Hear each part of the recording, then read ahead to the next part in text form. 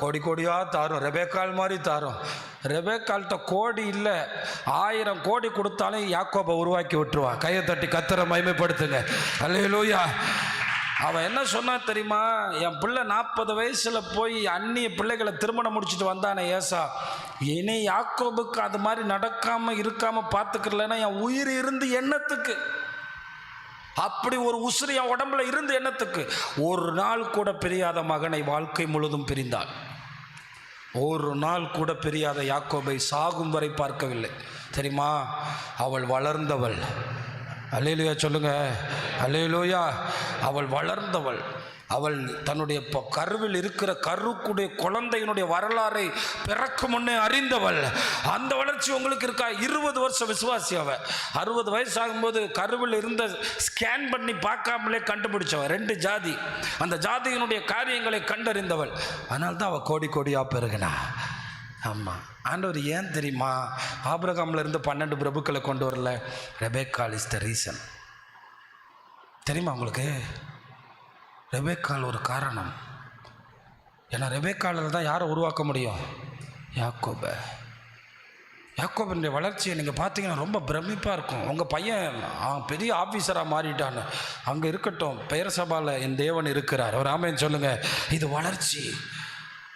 Officer வந்தா கூட்டிகிட்டு வர்றதுக்கு ரதம்லாம் வந்திருக்கிறா, வண்டியில் ஏறி சரட்டுன்னு கிளம்பு, சரட்டுன்னு கிளம்புவோம். நான் இப்போ வளர்ந்துருக்கேன், நான் இப்போ வளர்ந்த நிலைமையில் இருக்கிறேன், என் தகப்பனிடத்தில் போகிறேன். பலி செலுத்தின போது நைட்டு கர்த்தர் வந்தார், தைரியமாக போ. இது என்ன நிலைமை? வளர்ச்சி நிலைமை. இவனை நம்பி கர்த்தர் கொடுக்கிறார். நீங்கள் வளர வேண்டும் பிரியமானவர்களே. அந்த சிறு பிள்ளைத்தனங்கள் மாற வேண்டும். நல்ல கவனிங்க 3ஆம் வசனத்தில், அப்படியே நாமும் சிறு பிள்ளையாக இருந்த காலத்தில் இவ்வுலகத்தின் வழிபாடுகளுக்கு அடிமையாக இருந்தோம். எப்படி இருந்தோமா சொல்லுங்க? அப்போ சபை சிறு பிள்ளையாக இருக்கும்போது எதுக்கு அடிமையாக இருக்கும் சொல்லுங்க? ஆனால் தேவன்கிட்ட இருந்து என்ன கிடைக்காது? சுதந்திரம் கிடைக்காது. தேவன்கிட்ட இருந்து நன்மை கிடைக்காது. எத்தனை வருஷம் ஆனாலும் அடிமை. எப்படிப்பட்ட அடிமை அவங்களுக்கு இருந்துச்சா? 10ஆம் வசனத்தில் பாருங்க, நாட்களையும் மாதங்களையும் காலங்களையும் வருஷங்களையும் பார்க்கிறீர்களே. எப்படி பார்க்குறாங்களாம்? ஆனால் வளர்ந்த விசுவாசி சொல்லுவாங்க, பிறப்பே சர்ச்சில் தான், எங்கள் அம்மா எங்களை பெற்று போட்டதே சர்ச்சில் தான். எப்படி? ஆனால் நாங்கள் இன்னும் சிறு பிள்ளைங்க தான். ஆனால் ஆண்டவர் ஏன் எங்களை போட்டு ஆசீர்வதிக்கவே மாட்டார்? ஏன் இப்படி எங்களை போட்டு கஷ்டப்படுத்துறாரு? வசனம் தெரியுமா? சிறு பிள்ளையாக இருக்கும் காலத்தில் அடிமைக்கும் அவனுக்கும் என்ன இல்லை? வித்தியாசம் இல்லை. சுதந்திரவாளிகளாக மாறணும்னா நீங்கள் வளரணும். ரூத்தினுடைய வளர்ச்சி பிரசங்கமே கேட்டதில்லை, பலியை செலுத்தினதில்லை. நகோமியை ஆடிட்டா. போய் உங்கள் அப்பாட்ட போய் உட்காரு, உங்கள் அம்மாட்ட போய் சாப்பிடு, அப்படியே போய் செட்டில் ஆயிரு, உன் தங்கச்சி மாதிரியே போயிரு. உம்முடைய தேவன் உம்முடைய ஜனம். அவள் பேசுகிற பேச்சை பார்த்து அவள் ஆடி போய் சொல்கிறா, இன்னுமே ஆத்தாடி அம்மாடி உங்ககிட்ட எதுவுமே, நீ என்ன என்னை விட விசுவாசம் பேசுகிற? அடுத்த வார்த்தை சொல்கிற, மரணமே ஆனாலும் உண்மை என்னையும். பைபிள் போட்டிருக்கு. அடுத்த நகோமி அவகிட்ட எதுவுமே. இன்னொரு பெரிய பிரசங்கம் கேட்க வேண்டியது வரும், பேச முடியாது. எப்படி பாருங்க, அவ்வளவு பெரிய வைராக்கியம் யாருக்கு? அப்போ நீங்கள் சொல்லுங்கள், நீங்கள் வளர்ந்துட்டீங்களா பொருளாதாரத்திலையா? அது இல்லை, ஆண்டவருக்கு புத்திரர்களாய் மாறணும். அப்போ இங்கே பாருங்கள், அடுத்த வசனத்தில் அவர் என்ன கேட்குறார் தெரியுமா? நான் உங்களுக்காய் பிரயாசப்பட்டது வீணாய் போயிற்றோ என்று உங்களை குறித்து என்ன செய்கிறேன்? பயந்துருக்கிறேன். இப்போ உங்களுக்காக ஒருத்தன் படுற பிரயாசம் வீணாக போயிடக்கூடாது. ஆண்டவர் உங்களில் பலரை எழுப்ப கர்த்தர் போதுமானவர். அல்லேலூயா, அல்லேலூயா. அதனால தான் நீங்கள் பின்பக்கமாக மறுபடியும் உலக அடிமங்களுக்கு போயிடக்கூடாது, உலகத்தின் வழிபாடுகளுக்கு போயிடக்கூடாது, உலகத்தின் அசுத்தங்களுக்கு போயிடக்கூடாது. அதில் நம்ம ரொம்ப கவனித்து போகணும். அதில் ரொம்ப ஒரு காரியத்தை அவர் ரொம்ப கண்ணீரோடு எழுதுறார். என்ன தெரியுமா? 9ஆம் வசனத்தில் பாருங்கள், இப்பொழுதோ நீங்கள் தேவனை அறிந்திருக்க. நம்ம யாரை அறிஞ்சிருக்கோமா? எத்தனை பேர் சொல்கிறீங்க? உங்களுக்கு எல்லாருக்குமே தெரியும் இயேசுதான் தெய்வம்னு. தெரியுமா தெரியாதா? தெரியும். இயேசுதான் உங்களை படைச்சார்னு தெரியும். தேவனை நல்லா அறிஞ்சிருக்கீங்கல்ல. இதில் அடுத்த வார்த்தை ரொம்ப ஆசீர்வாதமான வார்த்தை. என்ன? இப்போ நம்ம மு க ஸ்டாலின் அவங்க கூட்டத்துக்கு போனோம்னா நமக்கு தெரியும் அவர் ஸ்டாலின்னு. ஆனால் அவருக்கு உங்களை இப்போ விஜய் போகிறாரு, லட்சக்கணக்கான பேர் ஓடுறாங்க, பின்னாடி ஓடுறாங்க, முன்னாடி ஓடுறாங்க. அவருக்கு தெரியுமா அந்த சுரேந்திரன் தான் துரத்திட்டு வரான்னு? தெரியாது. அவருக்கு தெரியாது அந்த ராஜேந்திரன் தான் துரத்திட்டு வரான்னு. எவனோ நாய் போய் துரத்திட்டு வரான்னு அவர் பாட்டுக்கு போயிட்டுருக்காரு. ஆனால் நம்ம ஆண்டவர் யார் தெரியுமா உங்களுக்கு? நீங்கள் அவரை அறிந்திருக்கிறது மட்டும் இல்லை, அவர் உங்களை அவரால் நீங்கள் அறியப்பட்டிருக்கிறீங்க. அல்லேலூயா! எவ்வளோ பெரிய ஆசீர்வாதம். எல்லாரும் சொல்லுங்கள், என் பேர் ஆண்டவருக்கு நல்லா தெரியும், என்னை பற்றி ஆண்டவருக்கு நல்லா தெரியும். இன்னொரு ரகசியம் சொல்லவா? உங்கள் ஆயுசு நாட்கள் ஆண்டவருடைய பார்வையில் ஒரு நாள் கூட கிடையாது. அதாவது இந்த உலகத்தில் எந்த மனுஷனும் ஆண்டவருடைய பார்வையில் ஒரு டே கூட உயிரோடு இருக்கலை. எந்த மனுஷனும், ஆதாமா இருக்கட்டும், மெத்துசலாவாக இருக்கட்டும், யாருமே. ஏன்னா அவருக்கு 1000 வருஷம். அப்போ நம்ம ஆண்டவருடைய கணக்கில் உங்கள் கால்குலேட்டரில் அடித்து பார்த்து எனக்கு சொல்லுங்கள், 1 மணி நேரம் நான் ஆண்டவருடைய கால்குலேட்டர் படி உயிரோடு இருப்பேன். 1 மணி நேரம், 1 மணி நேரம் நான் ஆண்டவருடைய கணக்கு படி. ஏன்னா அவருக்கு ஒரு நாள் எத்தனை வருஷம்? 1000 வருஷம். அவருக்கு எத்தனை நாள்? எனக்கு இப்போ குழப்புது. அவருக்கு 1000 வருஷம்தான். என்னது? அப்போ நம்ம வாழ்கிற 80 போட்டுக்கிறோம், அதிகமாகவே போட்டுக்கிறோம். நமக்கு எப்பயுமே அதிகம் தானே பிடிக்கும். நம்ம 80 வருஷம் வாழ்கிறோம்னா அப்போ அவருடைய அந்த ஒரு நாள் கணக்கில் நம்ம 80 வருஷம் 1 மணி நேரத்துக்கு வருமா? 1 மணி நேரத்துக்கு வருமா சொல்லுங்கள்? அப்போ நம்ம பிறந்து வாழ்ந்து செத்து மண்ணுக்குள்ளே போகும்போது அவரோட கணக்கில் 1 மணி நேரம். ஆனால் அந்த தேவன் காலைதோறும் நம்மளை நினைக்கிறாரு, நிமிஷந்தோறும் நம்மளை விசாரிக்கிறாரு. அல்லேலூயா, அல்லேலூயா. அப்போ அவர் விருப்பப்படி நம்ம வளரணுமா, சிறு பிள்ளையாக இருக்கணுமா? சொல்லுங்கள். நம்ம அவர் விருப்பப்படி செய்யணுமா, செய்யக்கூடாது? அவர் விரும்புகிறபடி நம்ம மேலே எழும்பணுமா, எழும்பக்கூடாது? அவர் எதிர்பார்க்கிறத நம்ம நிறைவேற்ற. ஏன் நான் சொல்கிறேன்னா, அவ்வளவு பெரிய ஆதியும் அந்தமுமான தெய்வம் நம்மளை பேர் சொல்லி அழைச்சி, நம்மளை முன்குறித்து, நம்மளை திட்டம் பண்ணி, நான் எப்படி தேவனுடைய ஆசீர்வாதத்தில் நான் எதை ரொம்ப பார்ப்பேன் தெரியுமா? அவர் எங்களை கண்டிக்கிறது தான் நான் பார்ப்பேன். ஏன்னா எபிரேயர் 12 படி அவர் நமக்கு வச்சிருக்க பெரிய ஆசீர்வாதமே நம்மளை சிக்ஷிக்கிறது தான். அன்புதாஸ் ஐயா இறந்த போது எல்லாரும் என்ன சொன்னாங்க தெரியுமா? அந்த வளன் பிரதராக இருக்கட்டும், சென்னையில் ஊழியம் செய்கிற வளன் பிரதராக இருக்கட்டும், பொன்முடி பாஸ்டராக இருக்கட்டும், எல்லாருமே என்ன சொன்னாங்க தெரியுமா? எங்களை திட்டுறதுக்கு ஒரு மனுஷன் இல்லாமல் செத்துட்டாரே. என்ன செத்தாரா? எங்களை திட்டுறதுக்கு ஒரு ஆள் இல்லையா? இன்னும் எங்களை யார் கேட்பா? அப்போ ஆண்டவர் நமக்கு தர்ற ஆசீர்வாதத்தில் என்ன தெரியுமா? நேசிக்கிற புத்திரனை சிக்ஷிக்கிற அந்த பெரிய தெய்வம் ஒரு நாள் அவருக்கு 1000 வருஷம் அவருக்கு ஒரு நாள் மாதிரி, 1000 வருஷம் அவருக்கு ஒரு நாள் மாதிரி. அவ்வளோ பெரிய தெய்வம் அவரோட டிக்ஷனரிக்குள்ளே நம்மளை யோசித்து நமக்கு வார்த்தையை அனுப்பி நம்மளை சரி பண்ணி நம்மளை வளரணும்னு நினைக்கிறாரே, அவர் எத்தனை பெரிய தெய்வம்! அப்போ பாருங்க, நம்ம வளர்ந்துடணும், நம்ம பெருகிடணும், நம்ம சுதந்திரத்தில் வந்துடணும். அதில் பிதா என்ன நினைக்கிறாராமா? அவருடைய குமாரனுடைய சாயலுக்கு ஒப்பான. நீங்கள் சொல்லுவீங்களா, என் மகனை மாதிரியே உங்கள் மகனும் வளரட்டும்? இல்லை, என் மையன் நல்லா படிப்பான், உங்கள் மையன் 99 எடுக்கட்டும், என் மையன் எவ்வளோ எடுக்கட்டும்? 100 எடுக்கட்டும். எல்லாரும் சொல்ல, உங்கள் மையன் 95 மார்க் எடுக்கட்டும், என் மையன் 100 மார்க் எடுக்கட்டும். இதுதான் நம்ம. ஆனால் ஆண்டவர் சொல்கிறாரு, என் குமாரனுடைய சாயலுக்கு ஒப்பாக. அப்போ நீங்கள் வளர்ந்து வளர்ந்து எங்கே வரைக்கும் போகணும்? இயேசுநாதருடைய சாயல் அடையணும். இயேசுநாதர் போய் பேசுவாரா? பேச மாட்டார். இயேசுநாதர் கெட்ட வார்த்தை பேசுவாரா? பேச மாட்டார். இயேசுநாதர் எப்படிப்பட்ட சுபாவத்தோடு இருந்தார்? அந்த அளவுக்கு நம்ம வளர்ந்து வரணுமே. அப்போ இன்னும் சிறு பிள்ளையாக இருந்தால் எப்படி நம்மளை நம்பி தேவன் நம்ம எதிர்பார்க்கிற நன்மையை கொடுக்கணும்? ஒன்றே ஒன்று மட்டும் சொல்கிறேன், வளர்ந்துட்டோம்னா ஆசீர்வாதத்தை கேட்காமலே கொடுத்துட்டு போயிடுவார். அல்லேலூயா.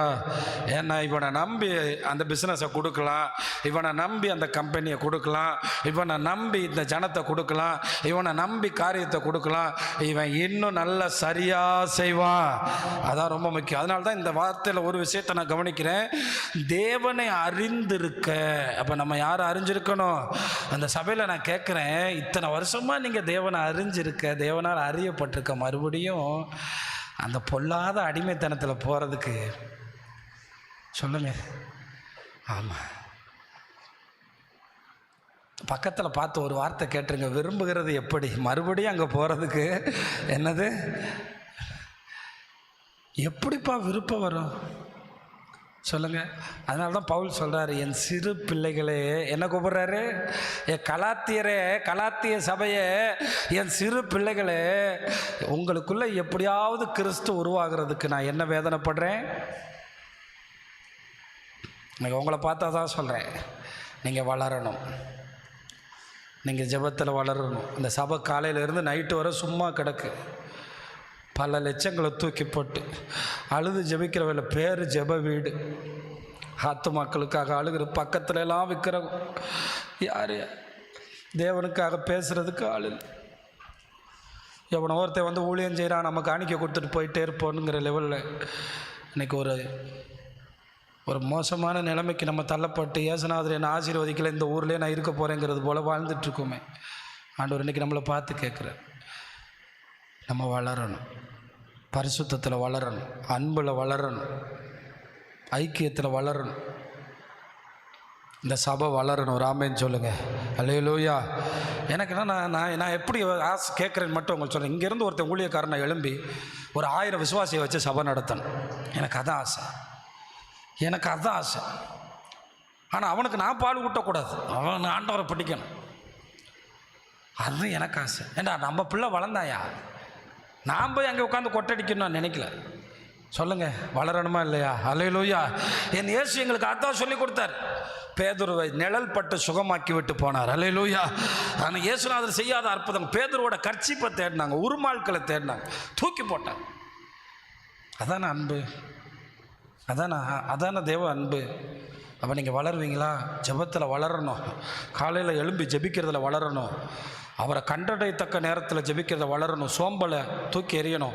இப்போ நான் கேட்டேன்னா, எத்தனை பேர் 26வது வருஷத்தில் நீங்கள் பிரசங்கம் பண்ணீங்களே, அது என்ன பண்ணீங்கன்னு எத்தனை பேர் சொல்லுவீங்க? 4 காரியத்தை சொல்லி கொடுத்தேன். எழும்பி பிரகாசிக்கிறது, பாவத்தை விட்டு எழும்பணும், பாரத்தை விட்டு எழும்பணும், சோம்பலை விட்டு எழும்பணும், சோர்வுகளை விட்டு எழும்பணும். ஆனால் இன்றைக்கி வியாதியை போட்டு விசுவாசிகளை என்ன ஆக்கிட்டான்? சோர்வு, பாவம், கூட்டத்தில் உட்கார முடியல, அவங்க பலவீனப்பட்டிருக்காங்க, அவங்களால ஒரு நொடி வாழ்கிறதே கஷ்டமாக வாழ்கிறாங்க. அப்போ இன்றைக்கி அவங்களுக்கு யார் ஜெபிப்பா? நேற்று நைட்டு வீரம்மா சிஸ்டர் பேசுகிறேன் 10 மணிக்கு. அவங்க சொல்கிறாங்க, ஒவ்வொரு நொடியும் கஷ்டமாக இருக்குது, வேதனை, தாங்க முடியாத வலி. ஐயா, வலியை தாங்க முடிஞ்சால் தாங்கிடுவானே, தாங்க முடியல, யார் ஜெபிப்பா? யார் அழுவா? யார் இங்கே வளர்ந்துருக்கிறா? யார் இங்கே பாரப்படுவா? யார் இங்கே கண்ணீர் வடிப்பா? யார் கர்த்தருக்காக நிற்பா? இன்னைக்கு ஆண்டவர் அதான் கேட்குறாரு, நம்மளை பார்த்து கேட்குறாரா இல்லையா? நம்ம செய்யாமல் யார் செய்கிறது? நம்ம ஜெபிக்காமல் யார் செய்கிறது? நமக்கு 1000 வேலை இருக்குது. ஆனால் ஆண்டவர் மட்டும் என் வீட்டில் இன்னும் செயல்படலை. நம்ம மறுபடியும் அடிமைத்தனத்துக்கு போகிறோம். நீங்கள் எல்லாரும் இதில் ஒரு மாற்றம். அதனால்தான் நாம் தேவனை அறிந்திருக்க அப்படின்னு சொன்ன பேதுரு, அவர் என்னமோ குழந்தைய போல் ஒரு என்ன சொல்கிறது, ஒரு கூட ரொட்டியை கொடுத்தாரா, வீட்டில் கொண்டு போய் வச்சு சாப்பிட்டாரா, அடுத்த நாள் வந்து ரொட்டி நினப்பில் இருந்தாரா? அப்படி இருந்த பேதுரு தான் தன்னுடைய நிருபத்தை முடிக்கும்போது எப்படி முடிக்கிறார் பாருங்கள், எப்படி முடிக்கிறார். 2 பேதுருவினுடைய 3ஆம் அதிகாரம் கடைசி வசனத்தை பாருங்கள், எவ்வளவு அருமையான வார்த்தையை கொண்டு வந்து முடிக்கிறார் பாருங்கள். இதை மட்டும் பார்த்தீங்கன்னா ரொம்ப ஆச்சரியமாக இருக்கும். நம்முடைய கர்த்தரும் இரட்சகருமாகிய இயேசு கிறிஸ்துவின் கிருபையிலும் எதில் வளரணுமா? கிருபையில். அடுத்தது அவரை அறிகிற அறிவில். நிறைய நேரத்தில் பார்த்தீங்கன்னா ஆண்டவரை சரியாக அறிகிறதே இல்லை. ஆமாம், நீங்கள் உண்மையிலே ஆண்டவரை சரியாக அறிஞ்சிருந்தீங்கன்னா, ஒரு விபச்சாரி சபைக்குள்ளே வரும்போது அவ்வளோ விபச்சாரின்னு சொல்ல மாட்டீங்க, தேவ இறக்கத்தை பார்ப்பீங்க. ஏன்னா நீங்கள் யாரும் அறிஞ்சிருக்கீங்க. ஆமாம், ஆனால் வேதபாரகர் பரிசேயருக்கு அது புரியாது. ஒரு விபச்சாரி சபைக்குள்ளே ஏன் வாரா? இது வேதபாரக. ஆனால் இந்த விபச்சாரியை மன்னிச்சு மறுரூபப்படுத்துகிற ஒரு ஆண்டவரை நாங்கள் பார்க்கிறோம். ஏன்னா அவர் அறியும் போது அவருடைய இரக்கம் எனக்கு வெளியே தெரியும். எந்த பெரிய பாவியும் உள்ள விடுறாரு, அது அவர் அறிஞ்சவனுக்கு தான் புரியும். ஒருத்தனை பாவின்னு சீல் பண்ண மாட்டோம், ஒருத்தன் நரகத்துக்குரியவன்னு சொல்ல மாட்டோம், ஒருத்தனை குற்றவாளின்னு தீர்க்க மாட்டோம். ஏன்னா நம்ம யாரை அறிஞ்சிருக்கோம். ஆமாம், அப்படி தான் தேவன். அதனால தான் சொல்கிறாரு, அவர் சொல்கிறாரு, நீங்கள் தேவனை அறிஞ்சிருங்க, அவரை புரிஞ்சுக்கிறங்க, அவருடைய அன்பை புரிஞ்சுக்கிறங்க. அவரை புரிஞ்சவனுக்கு தெரியும். நான் எப்படி அவரை புரிஞ்சுக்கிட்டேன்னா, கெட்டகுமார் அங்கேருந்து வீட்டில் உட்காந்து அந்த பண்ணி தவிட்டுக்கிட்ட உட்காந்துட்டு என்ன பேசுகிறான், நான் தகப்பனுக்கு விரோதமாகவும் பரத்துக்கு விரோதமாக பாவம் செய்து நான் அவருடைய பிள்ளைன்னு சொல்கிறதுக்கு தகுதி இல்லை, அவருடைய வேலைக்காரனா என்னை வச்சுக்கிட்டா போதும் சொல்லிட்டு அப்படியே அதே ட்ரெஸ்ஸோட, அதே அழுக்கோட, அதே கையோட நடந்துட்டான். யூத முறைப்படி அப்பா கிட்ட சண்டை போட்டுட்டு போன பிள்ளைய ரோட்டில் பார்த்தா ஆமாம் எவன் பார்த்தாலும் கொல்லணும். நல்ல வேளை அன்னைக்கு அவனை யாருமே பார்க்கல. ஒரு அழிலையே சொல்லுங்களேன். இந்த யூத கலாச்சாரத்தை நம்ம தெரிஞ்சுக்கிட்டா பைபிள் கொஞ்சம் புரியும். நல்ல வேலை யாரும் பார்க்கல. ஆனால் அப்பா அடிக்கடி வந்து பார்த்துட்ருக்காரு. என் மகனை ரோட்டில் எவனாவது பார்த்தா அடித்து கொண்டுருவான். ஏன்னா தகப்பனை சபித்து விட்டு போனவன் வந்துட்டானா, தகப்பன் பார்த்துட்டானா, கட்டி பிடிச்சிட்டானா, டைலாக்லாம் அப்படியே பேசினானா, உங்களுடைய வீட்டில் உங்களுடைய பிள்ளையாக இருக்கிறதுக்கு நான் பாத்திரம் நல்லன்னு சொல்லும்போது கட்டி பிடிச்சான் பாருங்க. அந்த வேலைக்காரனாக வைத்து கொள்ளுங்கிறத சொல்லாமலே ஏற்றுக்கிட்டாயா? இது தேவனை அறிகிறாரு. இவன் வாயை திறந்து ஒரு நாள் நான் செஞ்சது தப்புன்னு சொல்ல மாட்டான். யார் தெரியுமா? தேவனை அறியாதவனுக்கு, தேவனை அறிந்தவனுக்கு தெரியும் தேவன் வாயை திறந்து என் குறைகளை கேட்குறாரு. ஆனால் இவன் தேவனையும் அறியாமையே வந்துட்டு ஒரு பாவத்தை உள்ளே போட்டு பெத்தெடுத்திருக்கான். ஒரு பாவத்தை கரு உற்பத்தி பண்ண மாதிரி கரு உற்பத்தி பண்ணியிருக்கான். ஆனால் தேவனை அறிஞ்சவன் சொல்லுவான், நான் பரத்துக்கு விரோதமாகும், உமக்கு விரோதம். உங்களுடைய பிள்ளைன்னு சொல்கிறதுக்கு தகுதி இல்லைன்னு சொன்னால் நீங்கள் வீட்டில் போய் படித்து பாருங்கள். வேலைக்காரன்னு வாய் எடுக்கிறதுக்கு முன்னாடி அப்பா வாயிலே வச்சு கையை அடைச்சி அவனை கட்டி பிடிச்சாரு. இந்த 3 வார்த்தை போதும்டா, நீ திருந்திட்டேன் மகனே, மறுபடியும் உனக்கு சொத்தில் பங்கு நான் வச்சிருக்கேன்டான்னு சொன்னார். கையை தட்டி கர்த்தரை மகிமைப்படுத்துங்க. அல்லேலூயா. உங்களுக்கு ஒன்று தெரியுமா? மூத்த குமாரன் என்ன சொன்னா, ஒரு நாள் எனக்கு ஒரு கன்று குட்டி அடிச்சிரா, இதான் என் கடவுள் அறிகிறாரு. ஒரு நாள் எனக்கு ஒரு விருந்து வச்சிரா, இதான் கடவுள் அறிகிறார். ஒரு ஸ்டெப் வளர்ந்து பாருங்க, விருந்து வைப்பாரு. அல்லேலூயா. ஒரு ஸ்டெப் வளர்ந்து பாருங்க, மேடை கொடுப்பார். ஒரு ஸ்டெப் வளர்ந்து பாருங்க. யாராவது இங்கே சொல்ல முடியுமா, நான் இயேசுவுக்காக வளர்ந்த அளவுக்கு என்ன அவர் ஆசீர்வதிக்காமல் விட்டுட்டார்? ஒரு பாத்திரம் இங்கே சொல்ல முடியுமா? நான் அவருக்காக ஜெபிச்ச அளவுக்கு என்ன அவர் ஆசீர்வதிக்கல, நீங்கள் ஒரு பாத்திரம் சொல்ல முடியுமா? நான் அவருக்காக வாழ்ந்த அளவுக்கு என்ன அவர் ஆசீர்வதிக்கலன்னு ஒரு பாத்திரம் இங்கே சொல்ல முடியுமா? அதனால தான் பேதுரு சொல்கிறார். எனக்கு பேதுருவோட அந்த பின்பகுதி ரொம்ப பிடிக்கும். அதனால தான் அந்த நிருபத்தை படிப்பேன். பேதுருவோட 1-2 நிருபங்கள் அது பிடிக்கும். விழுந்து போனவன் எப்படி மாறி இருக்கான்னு பார்க்கும்போது தட்ஸ் அ மிராக்கிள்யா. அவர் அறிவில் வளருங்கள். அவருக்கு இப்பொழுதும் என்றைக்கும் என்ன உண்டாவதாக. இதோட அவரோட ரைட்டிங், அவருடைய எழுத்து முடிஞ்சிருச்சு. இன்னும் ஒரே ஒரு வசனம், அந்த வளர்ச்சி நிலையில் அவர் அறிகிற அறிவில் நம்ம வர்றதுக்கு ஓசியா 6ஆம் அதிகாரம் 6ஆம் வசனத்தை வாசித்து 6-7 வசனங்களை வாசித்து நம்ம ஜெபிக்கலாம். பலியை அல்ல, நம்ம ஆளுக்கு ஞாயிற்றுக்கிழமைனும் ஆராதிக்கணும் ஆராதிக்கணும் ஆராதிக்கணும். டே எந்திரி எந்திரி எந்திரி எந்திரி, எல்லாரும் எந்திரி. என்ன கேட்குறாரா? இரக்கம். பக்கத்தில் ஒருத்தன் பாவம் செய்கிறான்னு பார்க்குறதல்ல, அவன் மேலே இறக்கம். அந்த பாவியையும் தூக்கி விடுங்க ஆண்டவரே. ஏன்னா இயேசுநாதருடைய காலத்தில் அவர் தூக்கி விட்ட சகைவாக இருக்கட்டும், வேசியாக இருக்கட்டும், எல்லாருமே நம்பர் 1 கேடிங்க. சிலுவை கல்லனாக இருக்கட்டும், எல்லாருமே யார்? நம்பர் 1 கேடிங்க. நம்மளை மாதிரி இயேசுநாதர் இருந்ததுன்னா இவங்கெல்லாம் பரலோகத்திலே கிடையாது. நம்பர் 1 கேடிங்க, முத்திரை குத்தப்பட்ட கேடிங்க. அவர் இரக்கத்தில் ஐஸ்வர்யம் உள்ளவர். அவர் இரக்கத்தில். அடுத்து பாருங்க, தகன பலினா மொத்தமாக இவங்களை வெட்டி வெட்டி வெட்டி வெட்டி வெட்டி வெட்டி வெட்டி சந்தாக்கி ஆராதனையில் ஒப்பு கொடுத்துருவாங்க. அப்படியே பார்த்தீங்கன்னா கண்ணில் இருந்து கண்ணீரா ஓடும். ஐயோ ஆண்டவரே, தகன பலி வேண்டாம் மகளே, நீ முதல்ல என்ன செய்ய, கடவுள் யாருன்னு புரிஞ்சுக்க, அப்புறம் பார்த்துக்கலாம். சரீரத்தை சுட்டரிக்கிறது கூட இயேசுக்காக கொடுத்துருவேன். ஆனால் கடவுள் யாருன்னு தெரியுமா? அடுத்த வசனத்தில் பாருங்கள், அவர் என்ன விரும்புகிறாருன்னு கேளுங்க. அவர்களோ என்னத்தை மீறுறாங்களாம்? இப்போ புரியுதா? ஞானஸ்தானம் எடுத்துட்டு உடன்படிக்கை மீறது. அவர் கேட்குறது உடன்படிக்கையில் இரு, நான் உன்னோட இரத்தத்தில் பண்ணியிருக்கேன், தாலியில் இல்லை, தாலியில் பண்ணல, இரத்தத்தில் பண்ணியிருக்கார். இரத்தத்தில் பண்ணி உடன்படிக்கை வச்சுருக்கார்.